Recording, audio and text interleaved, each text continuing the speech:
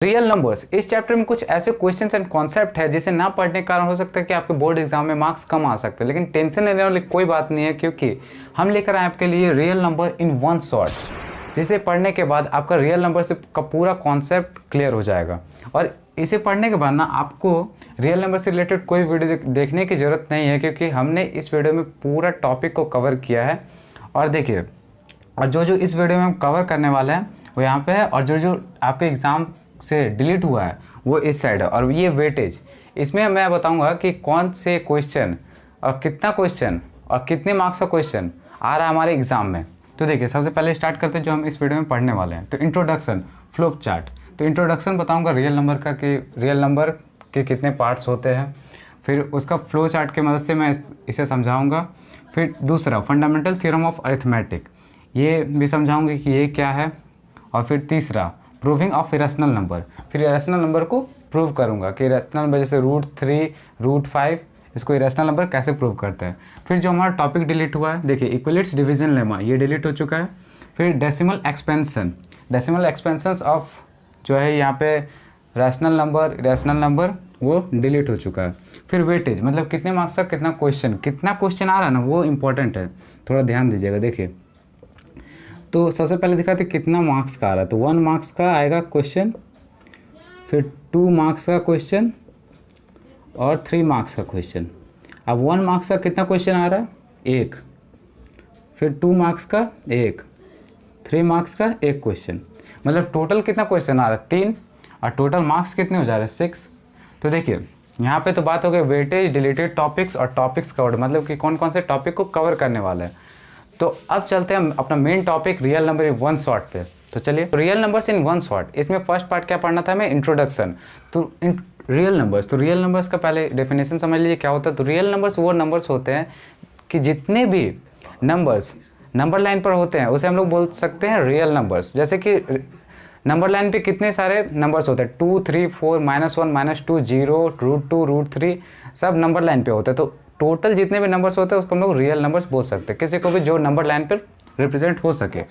तो real numbers 2 तरह के होते हैं, एक इरेशनल नंबर, एक रैशनल नंबर। तो यहाँ पे लिखिए इरेशनल नंबर, एक साइड लिख लेते हैं इरेशनल नंबर, और एक रैशनल नंबर, रैशनल नंबर। अब रैशनल नंबर और इरेशनल नंबर क्या होता है? तो रैशनल नंबर ऐसे नंबर जिसको हम लोग p/q के फॉर्म में लिख सकते हैं, और p और q जो है इंटीजर्स होंगे and q not equal to 0, वैसे नंबर को हम लोग क्या बोलेंगे? Rational number. तो एग्जांपल में जो इसको p/q के फॉर्म में लिख सकते हैं वो क्या हो? 2, 3, इस तरह से। और इरेशनल नंबर ऐसे नंबर जिसे हम p/q के फॉर्म में नहीं लिख सकते हैं, और अगर p और q इंटीजर्स हो और q नॉट इक्वल टू 0 तो उसको हम लोग बोलते हैं इरेशनल नंबर। तो इसमें एग्जाम्पल्स क्या हो जाएंगे? एग्जाम्पल हो जाएंगे √2, √3। अब देखिए, रैशनल नंबर आया, तो रैशनल नंबर के भी 2 पार्ट होते हैं। रैशनल नंबर फ्रैक्शनल नंबर, और एक इंटीजर्स। फ्रैक्शनल नंबर, देखिए फ्रैक्शनल नंबर हम उसे बोलते हैं जिसको मतलब कि अगर कंप्लीट फिर डिवाइड करते हैं तो वो डेसिमल पार्ट्स में आ जाता है, तो उसे हम लोग बोलते हैं फ्रैक्शनल नंबर्स, जिसमें न्यूमरेटर एंड डिनोमिनेटर होता है। तो एग्जांपल देखिए, कुछ भी हो सकता है यहाँ पे 3/2, फिर 7/2, कुछ भी कर दीजिए। फिर इंटीजर्स वो नंबर होते हैं जिसमें नेगेटिव नंबर्स, होल नंबर्स होता है, उसे हम लोग बोलते हैं इंटीजर्स। ठीक है, तो ये डेफिनेशन से ही समझ में आ गया कि इंटीजर्स में क्या होता है? नेगेटिव नंबर्स, होल नंबर्स का मतलब 0 विथ नेचुरल नंबर। तो इंटीजर्स में क्या होगा? नेगेटिव नंबर्स और होल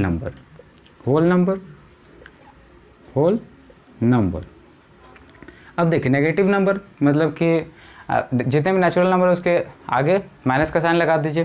तो एग्जांपल में ले लेते हैं, देखिए एग्जांपल, नेचुरल नंबर क्या होता है? 1, तो यहाँ माइनस लगा देंगे तो ये नेगेटिव नंबर हो जाएगा। 2, माइनस लगा दीजिए। अब होल नंबर कैसे कहते हैं? नेचुरल नंबर विथ डिजिट 0, तो इसके जो पार्ट्स होंगे वो 0 होगा एक, और एक होगा नेचुरल नंबर। तो यहाँ पे जो हमारा रियल नंबर्स का फ्लो चार्ट है वो रेडी हो चुका है, आप चाहते तो स्क्रीनशॉट भी ले सकते हैं।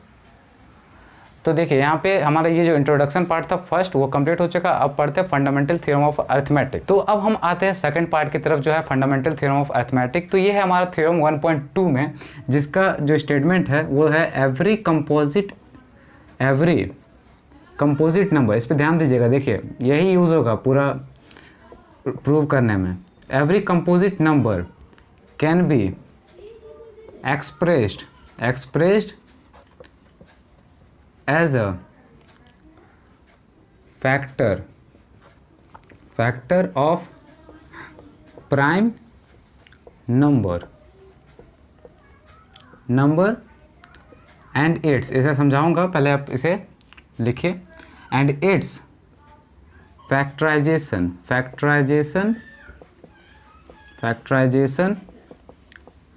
is unique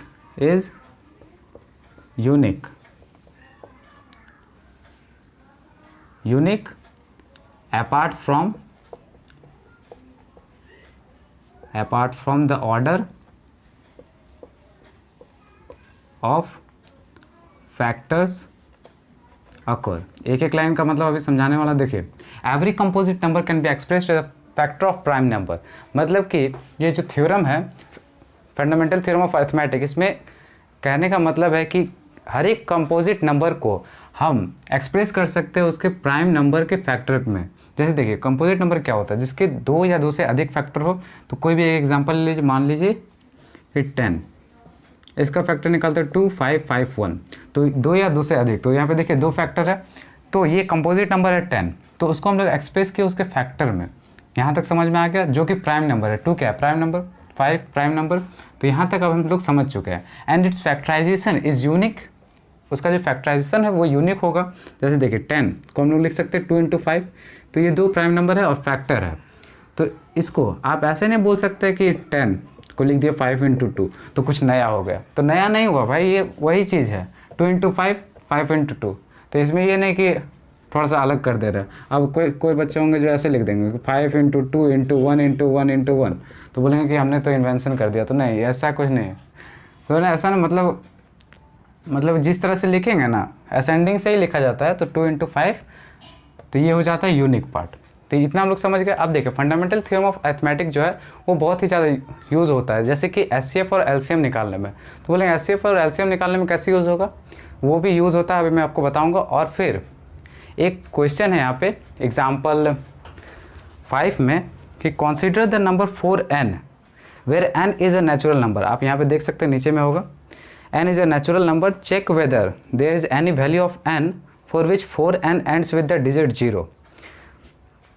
तो उसको आप अगर ध्यान देते हैं तो यहाँ पे एक नंबर दिया गया है जिसका 4 है और पावर n, और बोला जा रहा है कि where n is a natural number. n क्या है? Natural number. उसमें चेक वेदर हमें बताना है कि जो 4n मतलब 4 का पावर n करते हैं तो जो यहाँ पे डिजिट मतलब कि आएगा नंबर वो क्या 0 से एंड होगा। तो देखिए 0 से एंड करने के लिए हमें क्या चाहिए रहता है, 0 से एंड करने होने वाले कितने सारे नंबर से 10, 20, 30 या फिर 10,000, जितना भी मतलब 1000 मतलब 0 लास्ट में होना चाहिए। तो क्या 4 का पावर n कुछ भी लेते हैं तो ये 0 से एंड होगा। तो जैसे यहाँ पे मान लीजिए 20 को ले लेते हैं, ठीक है 20, तो इसका अगर फैक्टर करते हैं तो क्या होता है 2, 10, 2, 5, 5, 1। तो देखिए अगर कोई भी नंबर 0 डिजिट से एंड हो रहा है इसका मतलब उसके फैक्टर क्या है 2 × 5 एकदम फिक्स होना ही ज़रूरी है। तो 4n, तो इसके फैक्टर्स क्या है 2 × 2 पावर n। तो क्या इसमें फैक्टर है 2 है लेकिन 5 नहीं है। तो इसका मतलब ये क्या है 4n लिखेंगे यहाँ पे, ये साइड लिख देता हूँ यहाँ पे कि 4n can not and with digit 0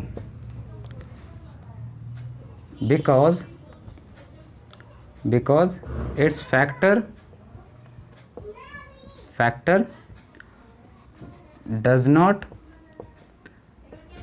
contain 5। तो इसके फैक्टर में क्या है 5 नहीं है, इसलिए ये 4n जो है वो डिजिट 0 से एंड नहीं होगा। तो यहाँ पर देखिए fundamental theorem of arithmetic complete होता है। और अब यहाँ पे हम लोग use of fundamental theorem of arithmetic देखेंगे कि एचसीएफ एलसीएम कैसे फाइंड करने में होता है इसे यूज़ कैसे करते हैं। और एक चीज़ देखें कि LCM of A b into HCF of A b equals to a into b जो था वो वाला भी फॉर्म देखेंगे, मतलब कि फार्मूला।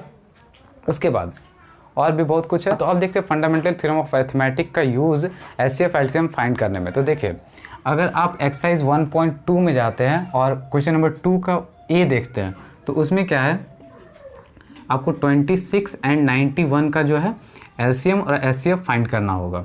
तो 26 और 91 का एलसीएम एचसीएफ हम लोग पहले के क्लासेस में सीख चुके हैं कैसे फाइंड करते हैं, लेकिन यहाँ पे हम लोग फंडामेंटल थ्योरम ऑफ अरिथमेटिक से जानेंगे कि इसे कैसे फाइंड करते हैं। तो देखिए सबसे पहले इसका जो है फैक्टर निकालेंगे, 2, 13, 13, 1, 91, 13, 7, 7, 1।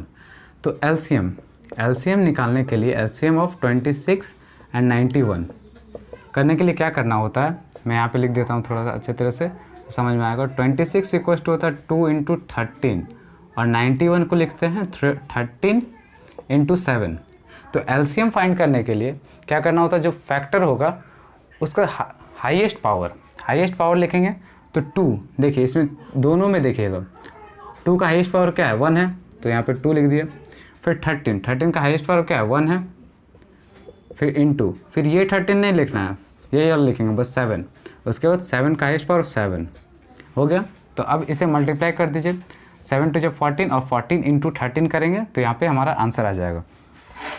तो उसको कर लेते हैं 14 इंटू 13, यहाँ पे हो जाएगा 4 3 12, 3 1 3, 4 और 4 1 4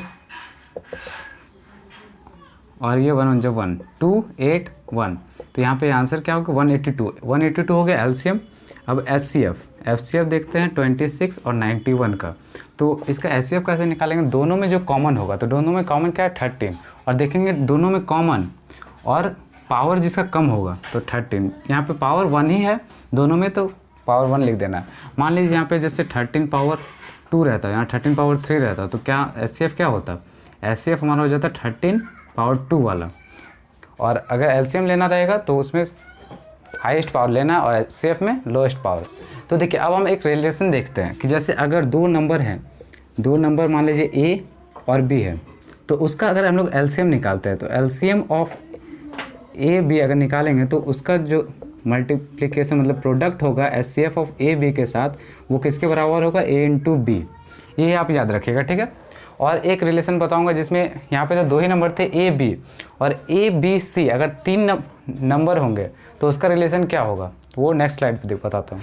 तो अभी तक हम लोगों ने देखा कि 2 नंबर का एलसीएम एचसीएफ का क्या रिलेशन होता है। अब 3 नंबर का देखते हैं। जैसे देखिए ए बी सी अगर इस तरह से रहेगा तो इसका रिलेशन क्या होगा, LCM of A B c अगर निकालते हैं, ए बी सी निकालते हैं तो क्या हो जाएगा a into B into c into HCF of A B c, और यहाँ पे डिनोमिनेटर में एचसीएफ ऑफ ए बी, पहले ए बी को लेंगे फिर into HCF of b c, फिर into HCF of b c ले लिए, फिर ए सी ले लीजिए ए सी।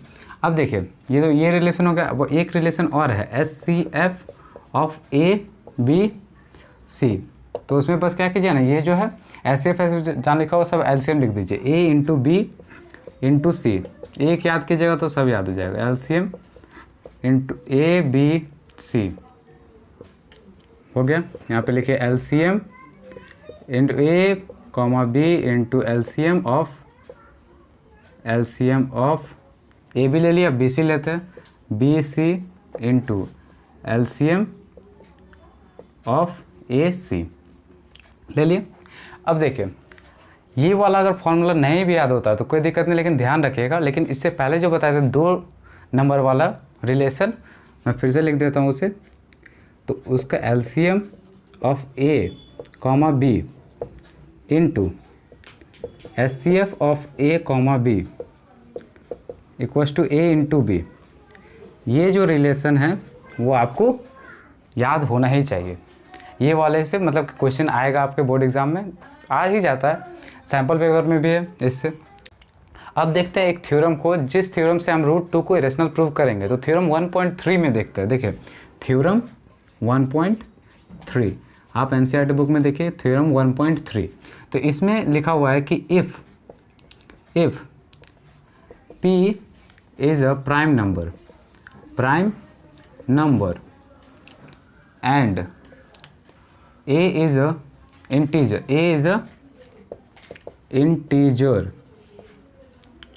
and p divides, पहले इसे लिख लीजिए, उसके बाद मैं आपको समझा दूंगा। p divides a square, then p divides a also। तो देखिए अगर p एक प्राइम नंबर है और a एक इंटीजर है, तो अगर p a स्क्वायर को डिवाइड करता है तो p a को भी डिवाइड करेगा। अगर यहाँ पर समझ गया है तो ठीक है, नहीं तो मैं आपको समझा देता हूँ। जैसे देखिए p क्या बोला गया, एक प्राइम नंबर, ठीक है। तो प्राइम नंबर मान लीजिए p = 3 मान लेते हैं, ठीक है। और a क्या है, एक इंटीजर, तो कोई भी इंटीजर जैसे मान लीजिए 27 मान लेते हैं, ठीक है। 27 नहीं, चलिए थोड़ा छोटा मान लेते हैं, a = 9 मान लेते हैं, ठीक है। तो 3 अगर डिवाइड करता है 9 को, मतलब कि 3 जो है 9 को डिवाइड करता है, मतलब 3 a का स्क्वायर क्या होगा, a का स्क्वायर हो जाएगा 81। तो 81 क्या 3 से डिवाइड हो जाएगा, हाँ डिवाइड हो जाएगा 27 बार में, यहाँ पे हो गया 27 बार में ये कट जाएगा। तो इसका मतलब कि अगर इसका स्क्वायर 9 का स्क्वायर 3 से डिवाइड हो रहा है, इसका मतलब कि a जो है वो भी 3 से डिवाइड होगा, मतलब कि 9 भी 3 से डिवाइड होगा। वही बस सिंपल सा चीज़ यहाँ पे बताया गया है, कि अगर a स्क्वायर p से डिवाइड हो रहा है तो इसका मतलब a भी p से डिवाइड होगा। तो बस इसे ध्यान रखिएगा, क्योंकि उसे √2 को प्रूव करने में, इरेशनल प्रूव करने में इसका यूज़ होता है। अब आते हैं हम तीसरे टॉपिक की तरफ, प्रूविंग ऑफ इरेशनल नंबर। इसमें क्या करना है, prove that √3 is irrational number. तो इसे हमें √3 को इरेशनल नंबर प्रूव करना है। तो देखिए कैसे प्रूव करेंगे। सबसे पहले ये √3 को क्या करेंगे, रैशनल नंबर मान लेंगे। अब ये आप सोच रहे होंगे रैशनल नंबर क्यों मान लेंगे, इरेशनल नंबर प्रूव करना है। तो पहले रैशनल नंबर मान लेंगे, फिर उसका जो क्वालिटी होता है रैशनल नंबर का वो दिखा देंगे, और फिर बताएंगे कि ये क्वालिटी इसमें √3 में है ही नहीं। तो अब वो रैशनल नंबर नहीं है तो क्या होगा, इरेशनल नंबर होगा, मतलब उसके विपरीत, मतलब कि पहले इसको √3 मानना है। तो सबसे पहले यहाँ पे लिख लेंगे, let us assume that √3 is rational number. हो गया। अब क्या करेंगे, देखिए √3 रैशनल नंबर है, तो रैशनल नंबर हम जानते हैं कि रैशनल नंबर क्या होता है, रैशनल नंबर इक्वल्स टू होता है p/q, जिसमें p और q जो है वो इंटीजर है, q नॉट इक्वल्स टू 0। तो √3 को यहाँ पे a/b के फॉर्म में लिख देंगे, जहाँ पे where a and b are coprime. इसका मतलब क्या हुआ, को प्राइम का मतलब क्या होता है, दो ऐसे प्राइम नंबर जिसका जो कॉमन फैक्टर है वो 1 होगा, तो उसको हम लोग बोलेंगे को प्राइम। तो e और b का एक ही फैक्टर है जो कि है 1, ये हम लोग मान लिया। तो अब देखिए यहाँ पे b को यहाँ पे भेज देंगे इधर, तो हो जाएगा b√3 इक्वल्स टू a। अब दोनों साइड स्क्वायर करेंगे तो ये क्या हो जाएगा, 3b² इक्वल्स टू a²। और हमने थ्योरम 1.3 अगर आपने पढ़ा होगा तो उसमें जानते हो कि अगर यहाँ पे क्या हो जाएगा, b² इक्वल्स टू a²/3। तो यहाँ पे 3 जो है वो a² को डिवाइड कर रहा है, इसका मतलब कि 3 जो है वो a को भी डिवाइड करेगा। तो यहाँ पे a को डिवाइड करेगा a/3।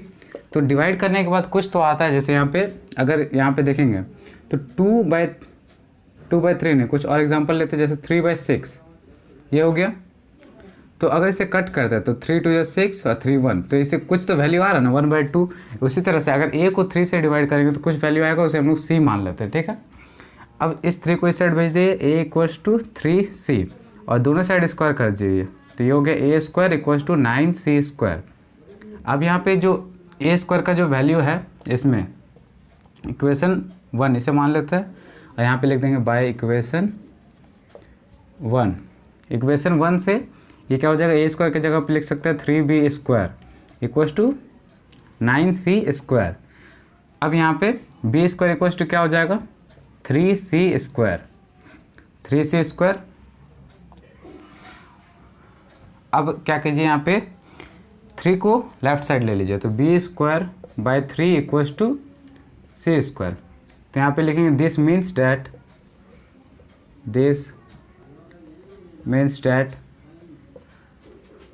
B is divided by 3। इसका मतलब देखिए बी स्क्वायर को 3 से डिवाइड कर सकते हैं, तो थ्योरम 1.3 के हिसाब से अगर बी स्क्वायर 3 से डिविजिबल है तो बी भी 3 से डिविजिबल होगा। इसका मतलब क्या है, यहाँ पे लिख दिया, this means that b is divided by 3। So a and b have 3 as a common factor other than one. तो देखिए यहाँ पे a जो है वो 3 से डिविजिबल है, b भी 3 से डिविजिबल है, इसका मतलब ये जो 3 है वो a और b का फैक्टर है। तो यहाँ पे हम लोग ने लिख लिया कि so a and b have 3 as a common factor. यहाँ पे फैक्टर देखिए, फैक्टर लिख लीजिएगा, फैक्टर अदर देन 1। तो अगर 3 जो है a और b का कॉमन फैक्टर है तो इससे ये कॉन्ट्राडिक्ट हो जाता है। दिस स्टेटमेंट कॉन्ट्राडिक्ट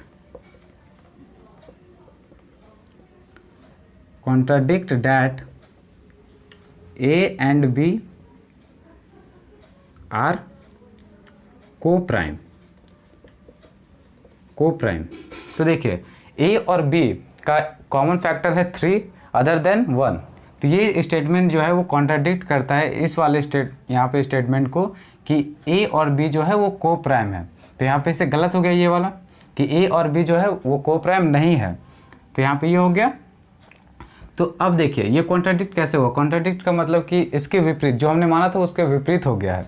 तो ये कैसे आया, क्योंकि हमने जो यहाँ पे लिया था ना कि let us assume that √3 is rational number, तो ये भी गलत हो गया। तो यहाँ पे हम लोग लिख देंगे so conclude that √3 is irrational number. क्योंकि यहाँ पे रैशनल नंबर नहीं है तो ये क्या हो जाएगा, इरेशनल नंबर।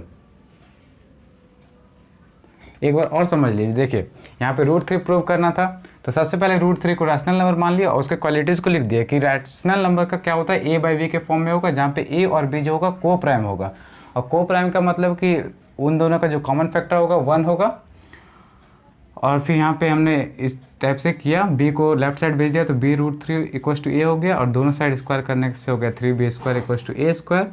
फिर उसी से b स्क्वायर इक्वल्स टू हो गया a स्क्वायर बाई 3। इसका मतलब ये जो a स्क्वायर है वो 3 से डिविजिबल है। तो थ्योरम 1.3 के हिसाब से अगर a स्क्वायर 3 से डिविजिबल है तो a भी 3 से डिविजिबल होगा। और डिवाइड होने के कारण कुछ भी हमारा जो क्वेश्चन आता है वो आया c। फिर यहाँ पे 3 को राइट साइड भेजे तो a इक्वल्स टू 3c, और दोनों साइड स्क्वायर किया तो हो गया a square equals to 9c square. फिर यहाँ से जो इक्वेशन 1 से a स्क्वायर का वैल्यू पुट कर दिया यहाँ पे, तो 3b square equals to 9c square हो गया। अब 3 से इसे कट किया तो ये हो गया 3 और c स्क्वायर। अब देखिए अब इस 3 को भेज दिया लेफ्ट साइड तो ये b स्क्वायर जो 3 से डिविजिबल हो गया इक्वल्स टू c स्क्वायर। तो अब फिर से थ्योरम 1.3, बस थ्योरम 1.3 का एक खेल है कि b स्क्वायर अगर 3 से डिविजिबल है तो फिर b भी 3 से डिविजिबल है। तो अगर a और b दोनों 3 से डिविजिबल है, इसका मतलब क्या है, 3 जो है वो a और b का कॉमन फैक्टर है।